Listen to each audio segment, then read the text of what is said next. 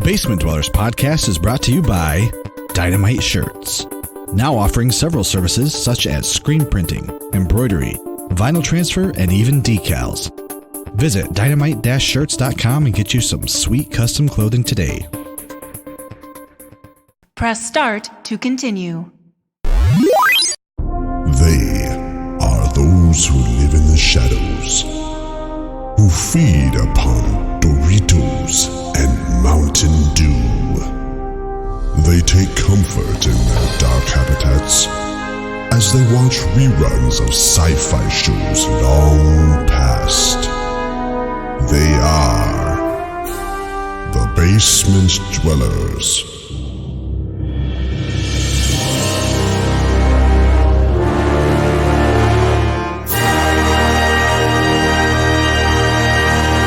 Show me what you got! So say we all. So say we all. So say we all. Indeed. Yes. This is a fertile land and we will thrive. We will rule over all this land and we will call it this land. Make it so. Join me. Together, we can rule the galaxy far from sun. I want to believe. We better get back, because it'll be dark soon, and they mostly come at night. Mostly.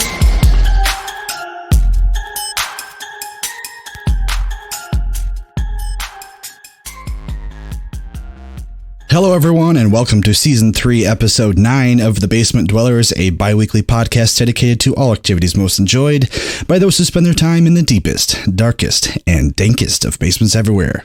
I'm your host, Wes Tanner. Tonight, we're talking about collecting toys as an adult, and I'm sure that won't ever get dirty at some point in the night, but here we are. I'm joined as always by my fellow basement dwellers, Drew, Tucci, and our special guest this evening, Pete. What's up, guys? Hey there. I guess Drew's having issues. Yeah, again. He's having Drew shoes. Okay. Yeah. Everyone keeps cutting out, even though my connection's really good. So Hey, I've had that issue before.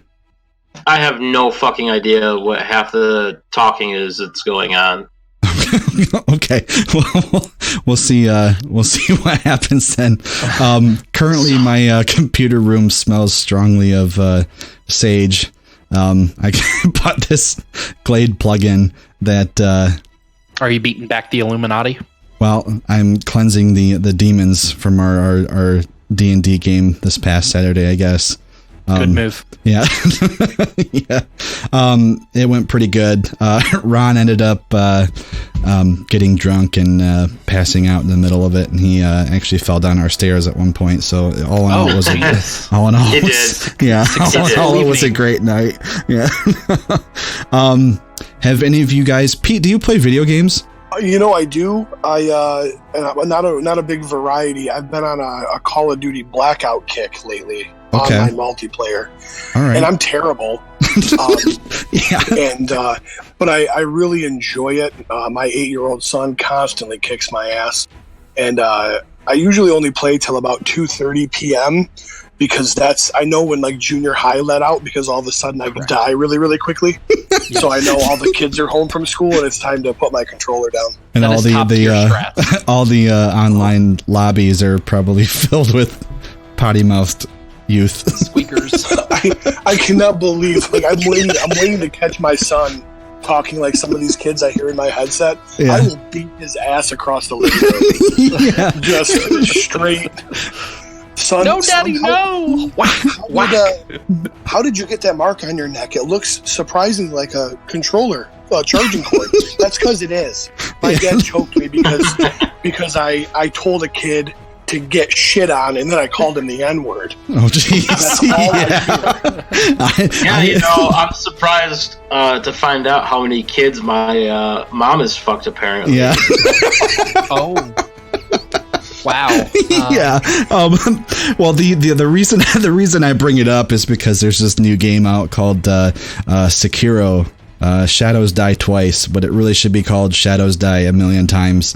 It's by the same people who made the Dark Souls series of games, and it is hard as fuck. I'm at the first boss, and I've had it for over a week, and it's yeah. My roommate bought that game and was playing it while I was sitting out there with them, and he quickly refunded it. So, oh really? Yeah, he was just so frustrated. He's like, "This game's way too difficult for me." Dude, like, it's I contemplated, like, well, I bought it digitally, so I can't return it. But like, I was like, man, that was a waste. Like, I'm just not going to get the enjoyment. But as you get better, you chip away at shit, and it starts to get really rewarding, like all the other games in that are from software. But yeah, it's a pain in my ass, but it is a pleasant pain in my ass, I guess. So, hey, whatever floats your boat. Yeah. So you're gonna hear first, folks. Westlake's ass pain. Ass pain. Yep. If you want another fun game that's actually pretty hard, but it kind of scales with you, it progressively gets more difficult, is Risk of Rain 2. Risk of Rain? Yeah, it has 3 creators. 3 people made this game, and it's actually... Okay, so the graphics aren't fantastic. They aren't like AAA title type game, but the gameplay itself is really enjoyable, and you can play up to 4 friends. And it's not super demanding on your computer either. So what do you do? Like, you shoot fucking everything. These creatures spawn, and you open chests when you get gold for killing these creatures, and there's all kinds of different like power-ups you can pick up and stuff, and you progress through each level, and I think there's like 4 different maps you play on, and you cycle through them as it progressively gets harder. And you have like a little meter at the top right that says like easy, medium, hard, very hard, and then it goes into like insane, impossible, and then it goes to like I see you, and there's another one I can't remember, and then it just goes ha ha ha ha ha ha ha ha ha. Sounds pretty like mindless violence. I'm into it. It really is mindless violence, but it's family friendly mindless violence because you're killing aliens. Oh. So along the same lines in video game news, in video game, I don't know, discussion, whatever. Drew informed me today that Conan Exiles is free on the PlayStation Network this month, and I have it downloading right now, and I'm super excited. I know, I'm super excited to try it out because there is an actual, like, during character creation, there's a slider for how big your dick is. So, oh hell yeah! Yeah. That game is that game. I haven't played it, but I've watched plenty of reviews on it just because I was like trying to decide. I was like, so this is basically Ark but Conan style, and then I was like, oh my, there's actual nudity in this game. Wow, that's an interesting design. I don't hate it. So. Yeah, good stuff. All right, well, we'll get into it. So we'll go ahead and take a quick commercial break, and when we get back, we're going to talk to Pete about some stuff. Yeet, skeet, skeet. What's up, everybody? JJ here. I'm a super nostalgic person, and one of the things that has given me so many memories over the years has been my experiences with video games. I mean, sure, I like hearing reviews, watching Let's Plays, and getting news about the latest releases, but what I really love is hearing about how gaming has affected people on a personal level. That's why I decided to start my own YouTube channel, Game Room Revival. I talk not only about games I love, but why I love them so much, and what they've meant to me over the years. I'm a retro game collector, and the games that mean the most to me are the ones that have great memories attached to them. So, if you're like me and have a passion for talking and hearing about how games have affected people personally, I invite you to come check out my YouTube channel, Game Room Revival. Thanks. And now, back to the basement.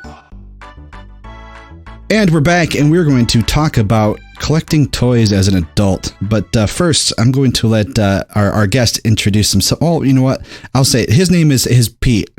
So, Pete, what's up, man? What makes you like nerdy? You know, if anything, I'm sure there is, but I'm going to let you say it. Realistically, I'm morbidly obese. I mean I'm actually extremely obese. I went to the doctors recently, and he said, "Yeah, Pete, you're extremely obese." And I was very excited because I was like, "Well, that's good, Doc. I used to be morbidly obese." And he goes, "No, they just changed the name because they thought morbidly was offensive." And I was like, "Yeah, extremely obese. That's better." They moved the scale on you. Yeah. So, I mean, obviously being fat and bald, and then, every now and again having body odor really kind of sets me right in that nerd category. But hey, welcome to the fam, bro. Exactly. No, a few years back, I befriended a guy, and we got started hanging out. And he collected toys, and he was reading comics, and he threw me the first trade paperback of The Walking Dead. And I read it. I enjoyed it. I ended up chewing through the first 13 trades of that. And it was great. I really enjoyed it. And then the show came out and broke my heart, but that's a different conversation for a different day. And Holly would be like that. Oh yeah, he was very nervous because he's like, I really want to get you into some superhero stuff, but he goes, I don't want to go too crazy yet. I don't want to turn you off. There's a lot of weird stuff. He's a big Marvel guy. So he actually gave me Garth Ennis's run in the Punisher Max series. Read that, absolutely fell in love with it. So I got head over heels into comics, and then I started. Oh man, I remember having this Ninja Turtle when I was a kid, big Turtles guy. So I started to buy vintage Teenage Mutant Ninja Turtles, and then I started to buy vintage Legends, and then I started to buy, not vintage Legends, but the current Marvel Legends that Hasbro's producing. And then I got into vintage Mighty Max. Then I dabbled in G.I. Joe, and it's become a sickness at this point, and there's no cure. I just keep buying toys and comics. And so started going to shows with him. He decided to become a vendor. So I started doing cons and working in his booth, got really into that whole scene. And then and then we were like, hey, you know what? We should do a podcast. And so we were sitting around the campfire drinking beers, and I jumped on my phone because somebody said podcast, and I ordered podcast equipment off of Amazon. And that was almost 3 years ago, and we're up to episode 136 in that deal. That's awesome. And then a year after that, it was like, hey, you know what? Last year around this same bonfire at Labor Day, we started a podcast. We need to do something big this year because it's Labor Day weekend, and we're drinking beers. And that was when I decided to do MesquiCon. And then I decided to start my own comic and toy convention. So nice. It's been kind of a crazy 5 years. My wife calls it lighting matches. I always get these ideas, and I strike the match, and it burns really hot, and I'm super excited about it, but then it fizzles and goes away. Unfortunately, these are matches that ended up burning down entire cities. So. See, YOLO. I'm the same way, but on a much smaller scale. I think this podcast is the first match that I've lit that has gone for more than a couple months, and I'm happy about that. But you know what, dude? In all of that, you answered through about 4 or 5 out of the 8 questions I had for you. So, Wes, if you remember, great. Wes, we're 136 episodes of our podcast in, not to mention all of the movie reviews and some of the special episodes we've done. I'm kind of a pro. Yeah. So, yeah, I know. Just get on your level, right? Right, exactly. So, I guess to go through it here, let's see what you have answered here. So you organized MesquiCon. So that all came about just as a conversation you had around a fire with people? Like you just decided to do it one day and then you did? And that was, that obviously that's kind of the simple version. After traveling doing all these shows, and I've done, obviously in the state of Michigan, Motor City Comic-Con outside Detroit is the largest. Then you've got Grand Rapids Comic-Con, obviously in Grand Rapids. And then you start to kind of filter out to some of the smaller ones, Kalamazoo, Lansing, Traverse City. And I started to kind of look at the map, and in my opinion, Muskegon was the next market, if you will, that would make the most sense for an event like that. Mm-hmm. And I knew damn well if I didn't do it, somebody else was going to, and then I'd have to like mope around the house and bitch and moan because it could have been me. So that was really kind of where it was born out of. You know, the guys on the podcast, the guys that I've surrounded myself in this nerd culture, some very, very talented artists, very talented action figure customizers, again, vendors and what have you. I'm not talented. I don't have the kind of capital to buy toys to be a vendor. I can't own a comic book shop. So this was something that I could kind of do, in the vein of things that we enjoyed. And so it was really an idea in my head. And like I said, I sat down at that bonfire and said, hey guys, I'm going to do a con, and I'm going to call it MuskeCon. And they're like, MuskeCon, what is that? And I'm like, well, it's a play on words. Like, you take the word Muskegon and then you put a C instead of a G, MuskeCon. And they're like, oh yeah, that makes sense. Okay. And then I called them 2 weeks later. I got it right away. Listen, I just put a deposit on the Holiday Inn. Our first event's going to be March 23rd of next year. And this is in so this is like 2 weeks after Labor Day. Mm-hmm. And they're like, holy shit, you're really doing it? I'm like, yeah. So what all goes into actually organizing it? How many people did you actually know beforehand to bring together to do all of that? Honestly, that's a great question, because that really was the kicker, because I looked at the venue, I looked at the layout, I decided how many tables I could have, how many vendors I would need to fill it, and I kind of ran through my mental Rolodex. And I thought, if I can just convince people that I know and friends of mine, I can fill this vendor hall. So, and then in doing the math and going, okay, it costs X amount of dollars to rent the venue. If I have this many tables, if I charge X amount, then I'm going to cover my nut and I don't have to worry about, losing money in the deal. And because again, it's, I'm a married father of 4, so there's not a ton of extra money to go around. So I did, in my opinion, a very good job of kind of de-risking it right out of the gate. Mm-hmm. And I ran through, like I said, all of my friends, and it was 3/4 full. I advertised, and I was full 4 months before the first event, and I had a waiting list. Hell yeah. So going into year 2, I had a 90. I think I did the math. It was like a 94.6 or a 95.6% returning vendors. The only 2 that I lost one was getting out of the game entirely, and the other one unfortunately had a death in the family. So it was, which was a huge compliment to me. I had a few vendors that said it was the best show that they'd ever sold at as far as sales go. And when all was said and done, with extra rooms and different things I did, I needed 100 people to show up to feel safe about the event. And I told my buddies, I said, if I get to 500, I'm going to be doing backflips. And we got to 1,200 that first year. Jesus. So oh yeah, man. I was totally taken aback by that. And I had a ton of people in the community going, it's about time Muskegon had something like this. Yeah. We're so glad you did this. And so it was good, and then year 2, we went up to close to 1,800 in attendance. Year 3 was actually down a little bit, but C2E2 in Chicago had to move their date, and they moved it on top of my date. So I know I lost some people to that this year. That won't be an issue next year, but people are like, well, doesn't that piss you off? And I'm like, yeah, they're C2E2. They're run by Wizard World. I'm MuskeCon. That's like that's like the towel boy getting pissed off because Jordan's getting more playtime than him. You can't. So, but yeah, and it's just been a lot of fun. And realistically, the planning aspect. I'm not an organized guy, so there was a real learning curve with tracking stuff and trying to do things right.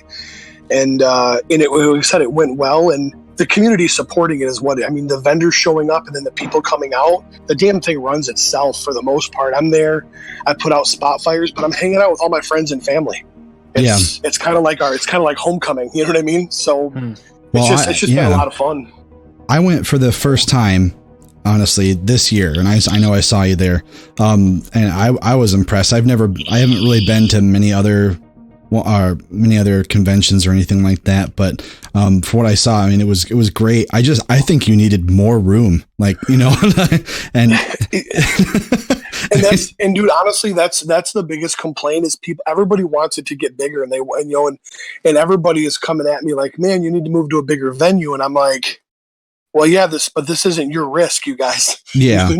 None of you guys are and I don't mean you as in you guys on the line right now, but because there's been some legit like negativity on social media about it being so packed in there. The only other option is the LC Walker Arena right now, but it's logistically it's very, very different because I lose Friday night setup. It takes time to cover up the ice. They have to pull the glass down, you know, all the hockey stuff. Yeah. I have to rent all the tables. I have to haul all the tables in. Dude, when I roll into the Holiday Inn on Friday afternoon, all those tables are already set up and draped where I want them. Yeah. Nice. You know, and I'm a one-man show. There's nobody. Well, let me rephrase that. I have a t-shirt guy. I have a graphic designer. You know what I mean? I have artists that help with some of that stuff. You know, I don't make the badges myself or the t-shirts.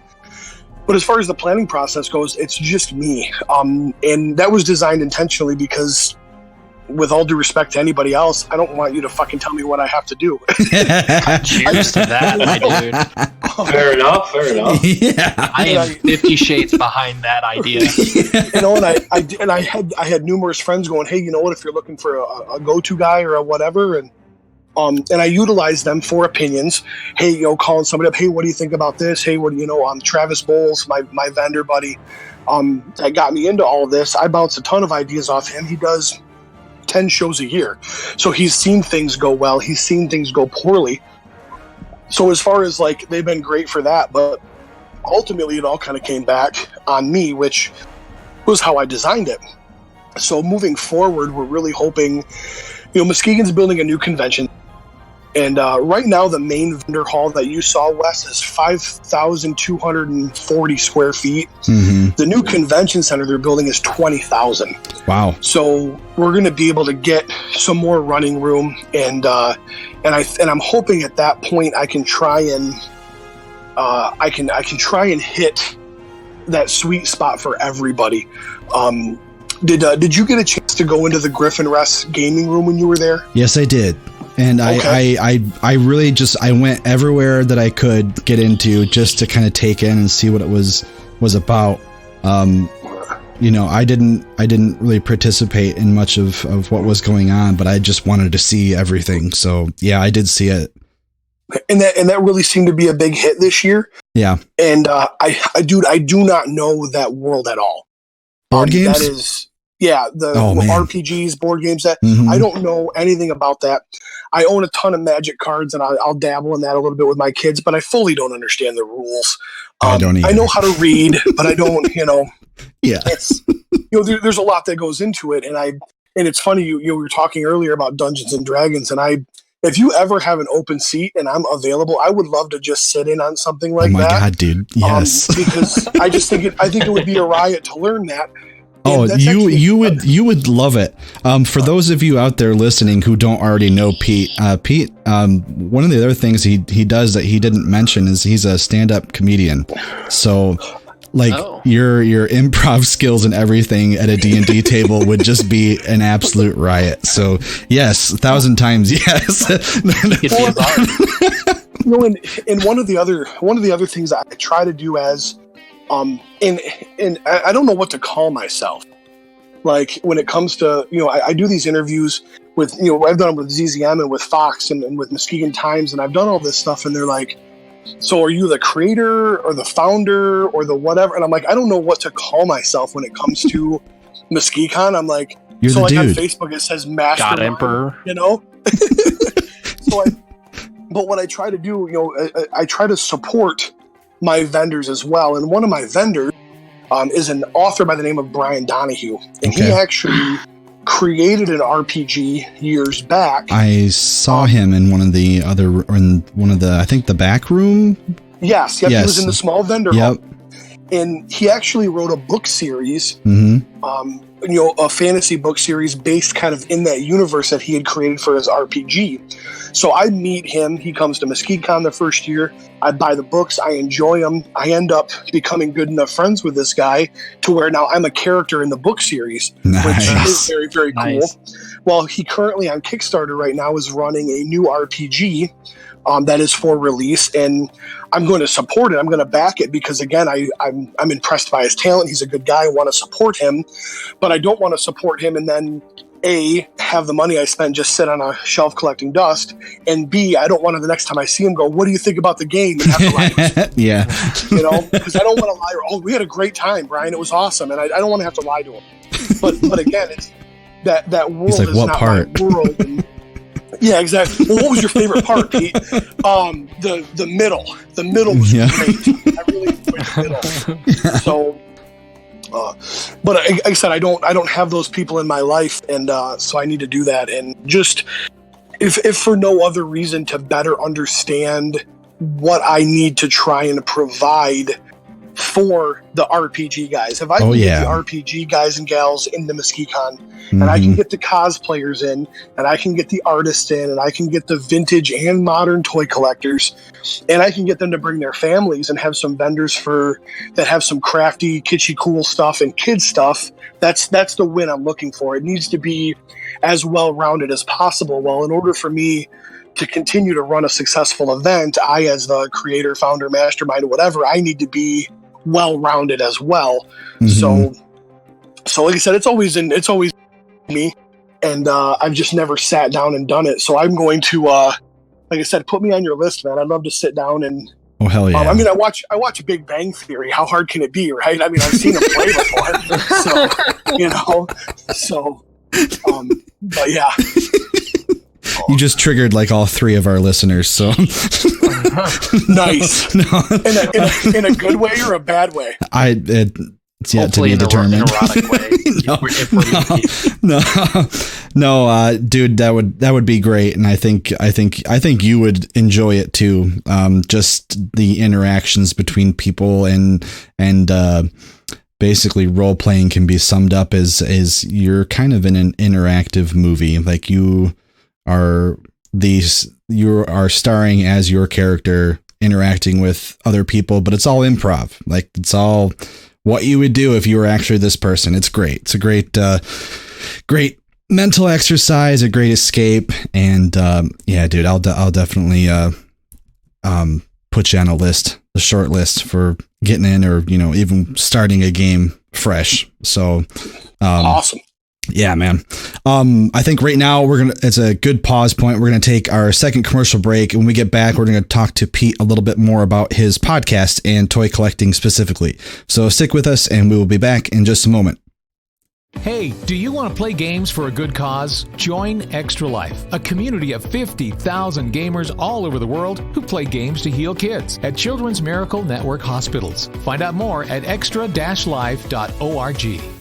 If you crave something different, if you want to listen to something new, then you need to listen to Wasteland Public Radio. What do we have? Well, we've got everything. And we're in the Wasteland. And we've got these guys.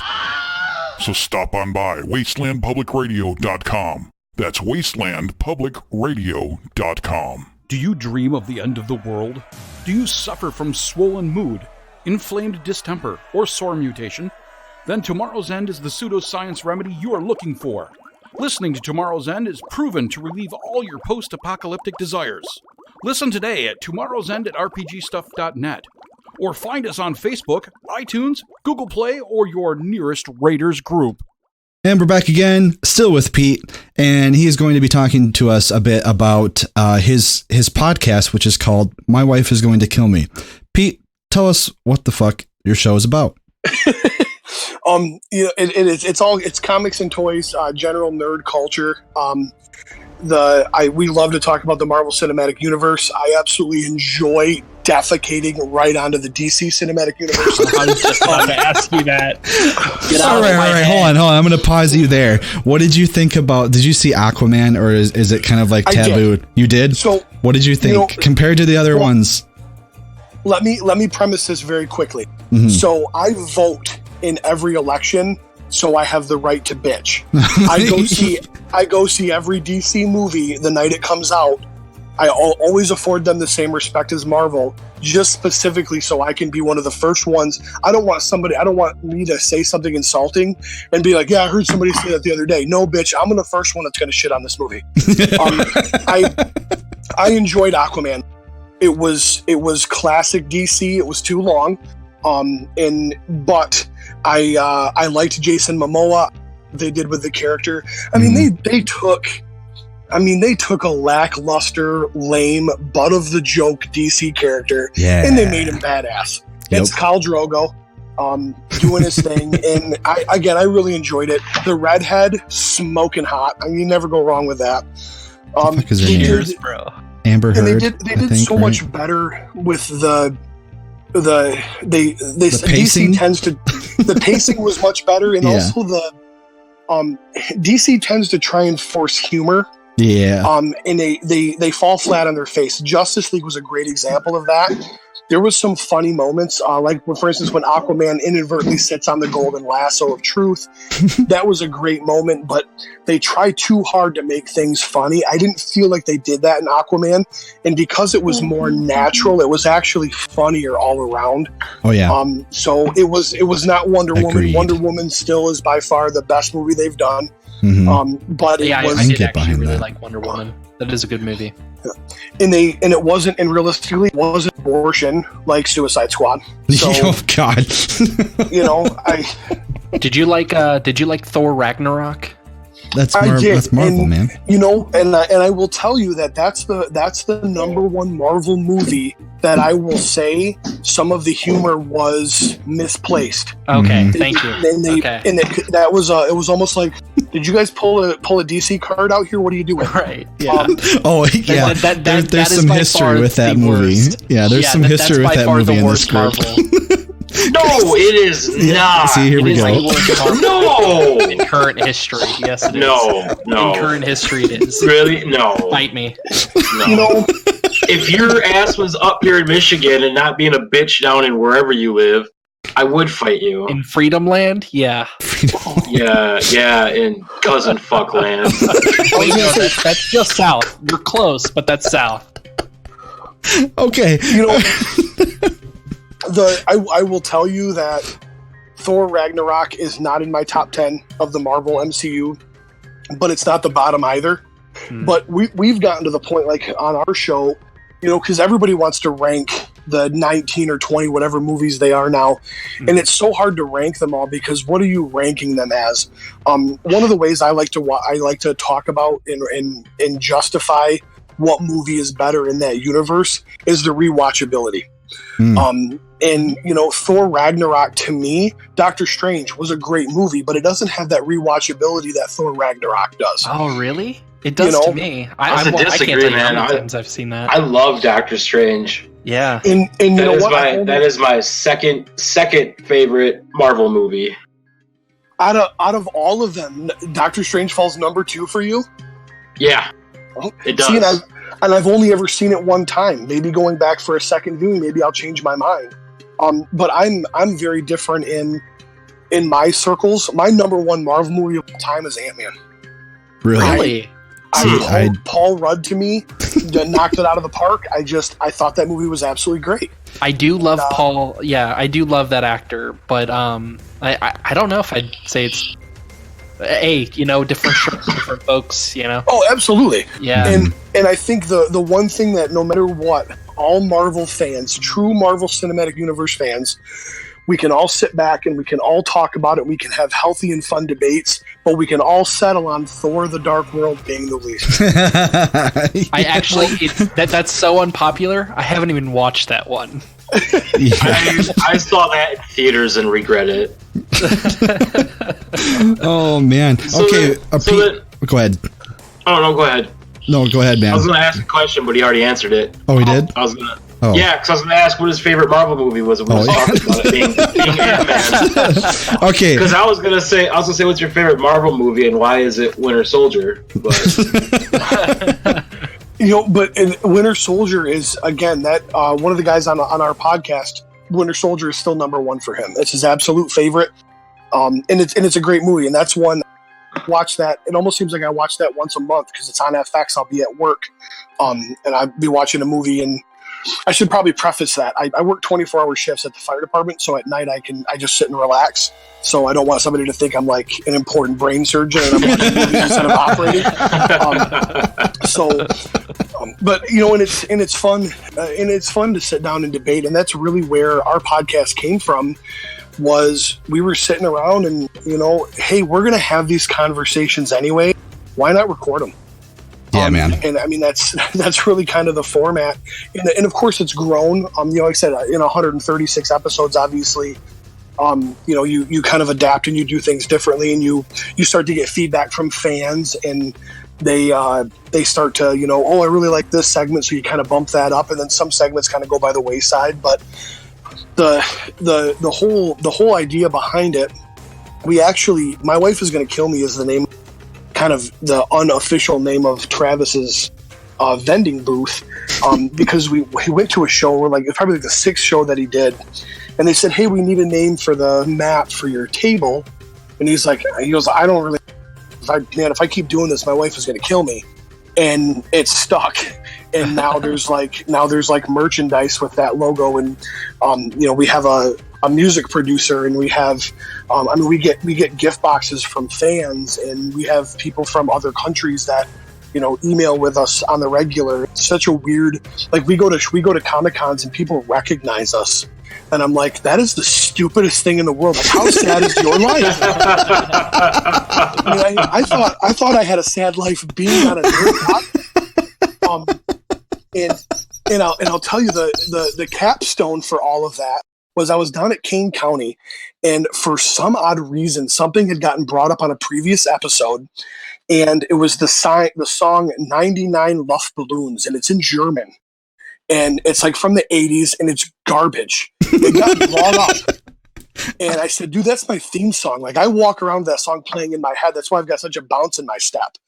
I'm walking through a booth in Kane County, Illinois, with my wife shopping at the big toy convention down there, and a guy walks up behind me, had it queued up on his phone on YouTube, just in case he bumped into me, and starts playing that song.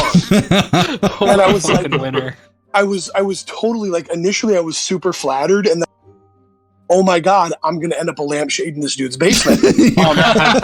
But it's like I said, it's been such a crazy thing, and it's been so much fun. But then we started to get these messages.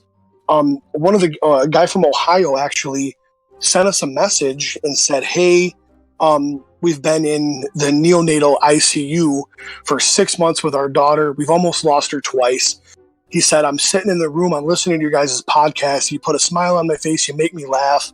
You'll never know what that meant to me. I greatly appreciate it. And I read this and I go, holy shit.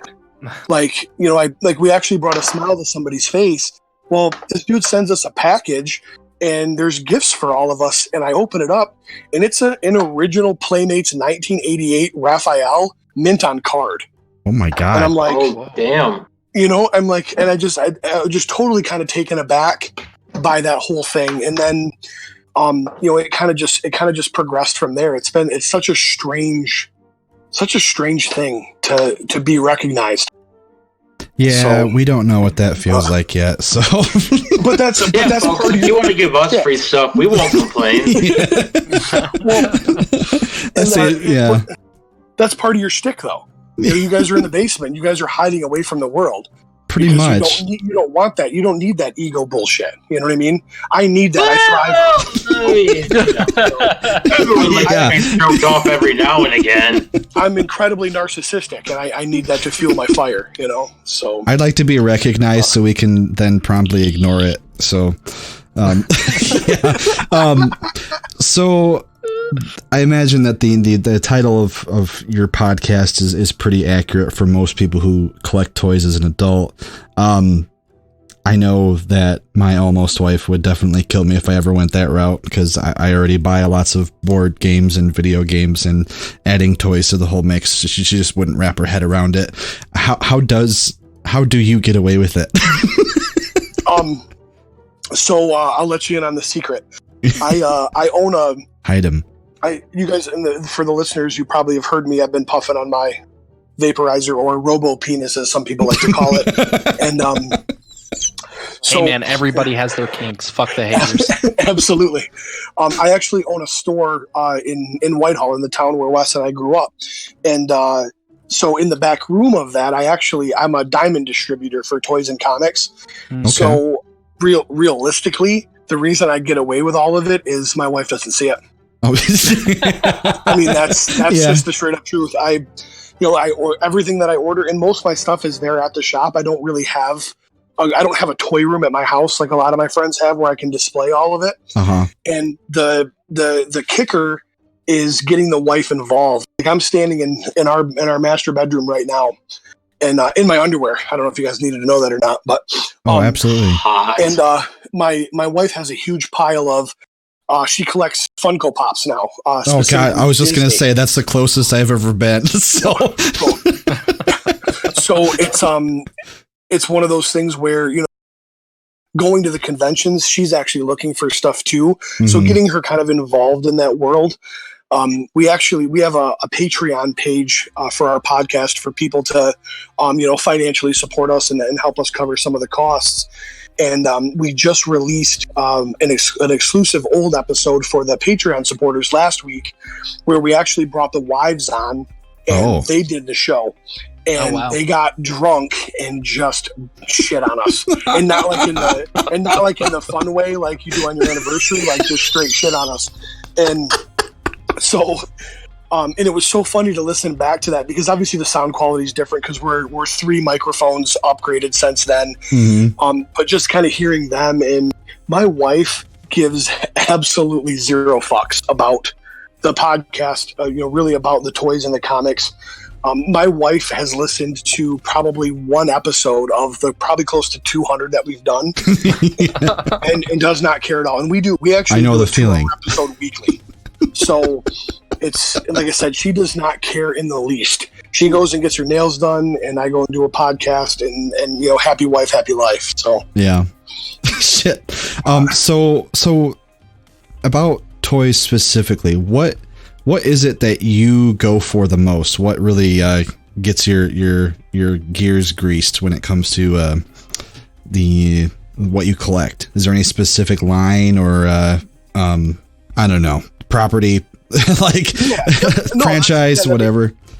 No, that makes perfect sense. Yeah, I started off Ninja Turtles and G.I. Joes on the vintage side. Yeah, and it's not necessarily a specific line or a property because it's that property. There's the only thing, until I started collecting toys, the only thing that ever kind of hit me in the feels and gave me that real feeling of nostalgia was music. Okay. I've been a music lover for forever and years, and I know, Wes, I know you're a music guy. I know you're a musician yourself. Yes. You hear that song and you remember how you felt when you heard that song the first time, and you can remember. I'll never forget, man, when I bought that album, and they were CDs, not albums. I tried to date myself and sound hipster cool, and I'm not. But I remember, leaving Best Buy with, Papa Roach's debut album, Infected, and I remember putting it into my Sony Explode CD player that I paid for with my pizza delivery money, and the face popped open. It was the coolest thing ever. And I remember listening to Last Resort on repeat in my 1990 Ford Escort GT. And nice. It's ridiculous that, the way that we recall that. Well, when I started collecting vintage toys, you pick these toys up and you remember getting that toy as a child or having that toy as a child. Mm-hmm. And, hey, my brother had this one and I remember doing this. And it really it's just, like I said, it's kind of a cool thing. And so I started to get into collecting toys. Well, then, my son starts to get older. He's 8 now, so he was probably 2 when I kind of when I actually got into collecting. And that was just another excuse to buy toys. Oh, yeah. Because, like I said, I've got a son to share them with, and I'd be buying these G1 Transformers for $100, and Amanda's going, "You collect Transformers?" "No, this is for Pearson. He'll love Transformers." She's like, but he can't play with it because it's $100. Right. Oh, you're going to give a $100 toy to the son that's sitting next to you that smells like shit because it's full in his diaper? Yes, it really started with Turtles and G.I. Joe. G.I. Joe kind of become a mission because they release so many damn figures.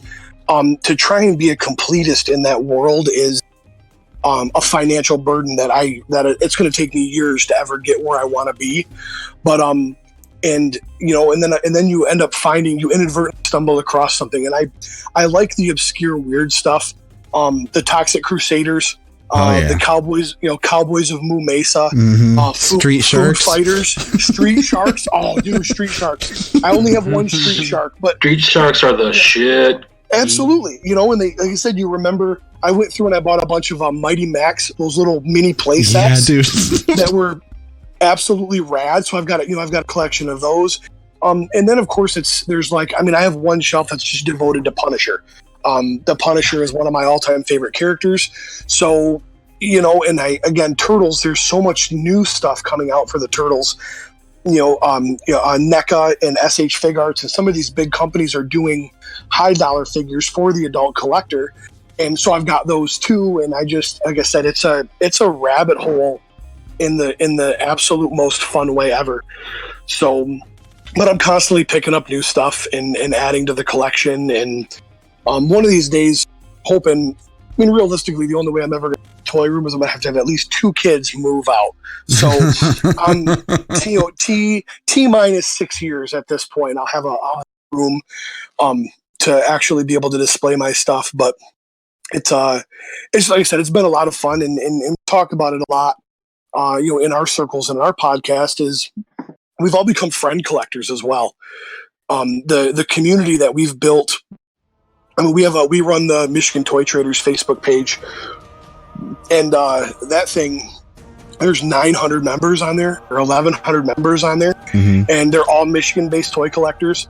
And we play, when we jump on and play Call of Duty, we have 4 guys that we play with from 4 different states that we've never met, that are they just listen to the show and they friended us, and we play Call of Duty with these guys. And that part's been fun. We do twice a year. We do what we call a toy party, which we do the other kind of toy parties as well, because those are equally as fun. But when like I said, we basically set up a bunch of tables and everybody brings stuff, and we do trades and sales, and we normally do a podcast, as well, and bring in some guests. But we're actually super excited because the 27th of this month is the day before the Tulip City Comic and Toy Fair in Holland. And the night before, where the artists set up there's a stage in that room. So what we did last year at that show was our 100th episode.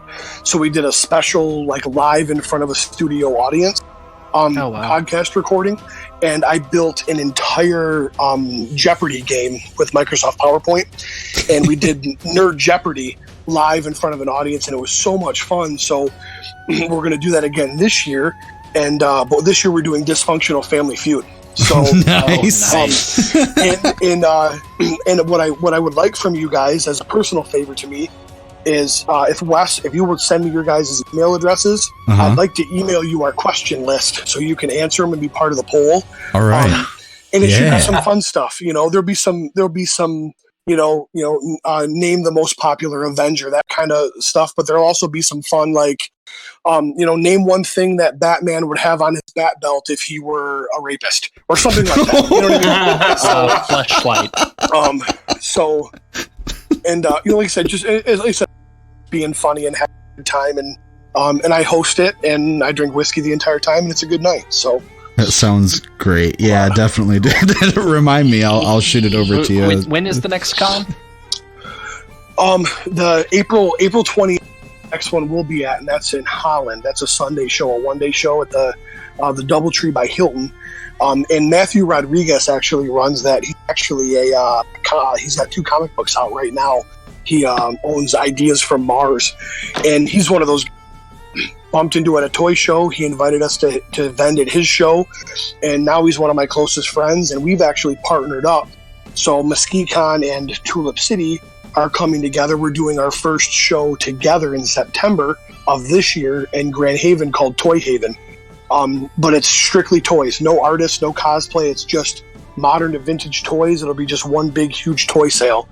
Oh wow! So nice. So we're looking forward to that as kind of on the. So, but again, that's another great example of the relationships that I've built because of this community, and it's been a ton of fun. And like I said, meeting you guys, doing this tonight, obviously Wes. I mean, I've known you for, as long as I can remember. So yeah, because you graduated with my wife, right? And you were a year behind me. I think I'm too. Well, I graduated. Wait, hold on a second. No, you graduated in 03, right? 04. You graduated in 04? Yeah. Okay, so yeah, you are 2 years behind me. Yep, I played soccer with your brother, so. Yes. Yep. Okay. Yeah, one of those small towns. I said Wes is one of those faces that it's never gone away. It's always kind of been around. And it's cool to hook back up and and find out that. Well, when you do a podcast, hey, we do a podcast too. Let's do a cross. Yeah. And like I said, Wes, I still would love to have you on our show. And definitely, we actually sit across from the table with each other. Yeah, and insult each other face to face. See, that's the thing is that like half the people that do our show are in other states. So we just found this medium to be much better for us. So. the majority of podcasts that I know of, they do it your guys' way. Yeah. We're stupid. Like it took me from the time that you messaged me and said, "Hey, we're on Discord, ready when you are." It took me 8 minutes to figure out how to even come into Discord. We're not that smart. Like we don't do technology well, Yeah. So, but in commercial breaks and editing, we don't edit anything. It's when it spills out of our fat mouths, it just goes on the recording and people have to deal with it. My my editing jobs have become a lot easier the more we've continued on. That's definitely a process, but I would have loved to not have to do that, but as of now, I like I said, I'm a musician and I like recording and editing and anything like that anyway, so having this is kind of a cool little project for me to continue. It's my own little corner of the nerd world as well, so oh, absolutely. And one of the biggest, and it sounds like they're starting to come back, but one of the largest, specifically at least bass toy podcast, I think it's called the Google Roast Dinner or something, and it's all He-Man. And so this podcast, and we met the guys and we're like, "Hey, you guys haven't been doing episodes?" They're like, "Yeah." He goes, "For every 1 hour of recording we do, there's 4 hours of editing." And I'm like, how is that any fun? No. That I understand what you're talking about, Wes. You like to tinker and kind of do some cool stuff with it, but yeah, doing 4 hours of editing for an hour's worth of content, that to me, that just sucks the fun right out of it. Yeah. I ran a YouTube video a while back, or a YouTube channel a while back, and editing videos was god awful. Yeah, that's a whole new ball game. Audio is easy for me to pick up on as far as because I'm looking at wavelengths and everything. Pete, we got a couple more minutes left here. I wanted to ask you one more question. So with all of your toy collecting, what are your plans for those in the future? Well, I don't know for sure what I'm going to do with them. I do know for sure what I'm not going to do with them. And that's let anybody else have them. You have to dig a big enough hole just because of my mass anyways. You might as well do one more swipe with the backhoe and just dump them all in there. Okay. So, no inheritance or anything like that. Realistically, I really would like to get to the point of where I have have a cool display, and and realistically, I'm hoping that we just recently converted my office at the shop to a little podcast studio, so I've started kind of putting things up in there. But ultimately, it will be each one of my kids kind of have a specific yeah. So it'll get kind of like my oldest daughter. She'll go through and she'll pick out some of the things that she wants, and each of the girls will take something that we're like, "Oh, this reminds me of Dad, I want this," and then my son will take the rest of them. Gotcha.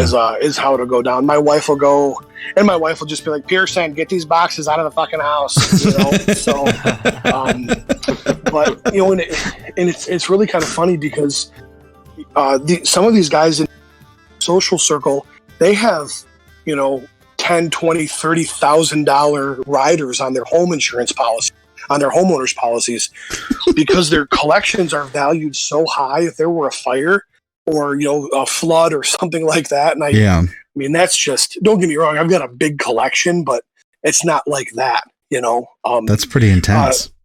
So, Steve Bisciotti, the main host of our podcast, collects hot toys, and those are the 12-inch scale, fully articulated, cloth, clothing and what have you. Chewbacca's actually hairy, comes with a comb and all sorts of weird shit. But I mean, those are $250 a piece minimum, and he has a Buster that is $800. He has a Hulk that was $500. He has 25 of those things in his basement on a shelf. I mean, you're talking about that's a new minivan for the wife. So I totally understand how, obviously having to protect your collection, but that's the other nice thing about being into vintage turtles. They're old and they're 5 points of articulation and they're neon colors, which turns off a lot of vintage toy collectors. But they're not worth anything. I mean, there's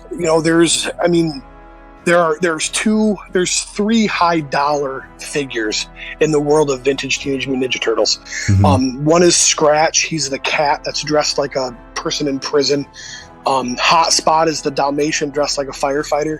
Those are going to run you in between $200 and $250 if they're mint on card, $125, $150 loose.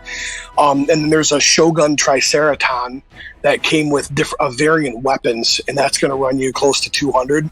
Other than that, I mean, even a mint on card figure graded in that world is going to be $100 at the most, $150 maybe. So it's not like a Wonder Bread He-Man that is, that if with the your dog chews the nose off and one of the arms is, still pay $500 for it. So it's not a valuable property in the eyes of a lot of collectors, which is, again, that's kind of why it's that nostalgia button for me. I don't do that. You can buy vintage He-Man as an investment. You don't buy Ninja Turtles as an investment. That's just something to put on the shelf and enjoy. Yeah. So, well, all right, man. Good deal.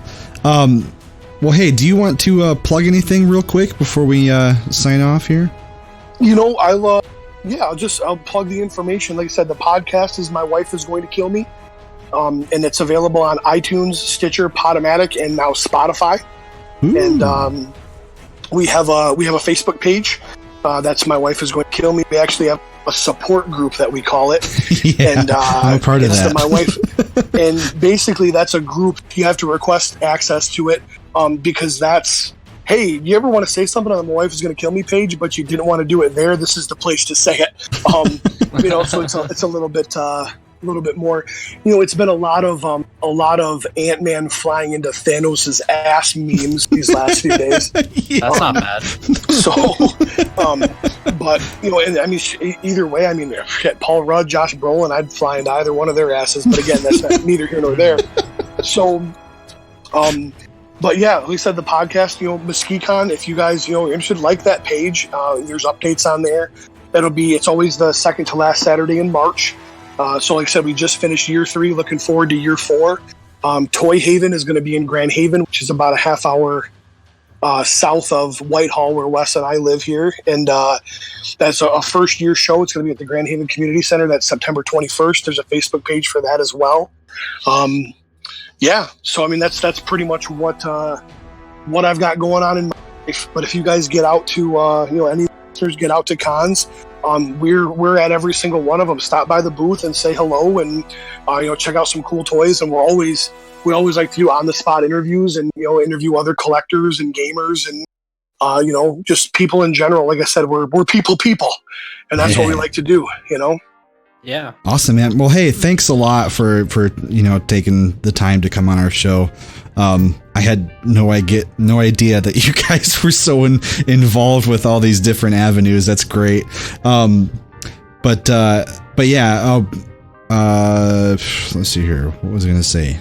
I completely forgot. So I guess it's a good time for me to say goodnight. So yeah, thanks again, Pete. Thanks a lot for coming on, man. Hey, absolutely. It was an absolute pleasure. I appreciate you guys having me on. Yeah, man. All right. Everyone listening out there, thanks for sticking with us, and we will see you next time. We love you and good night. Okay, love you. Bye-bye.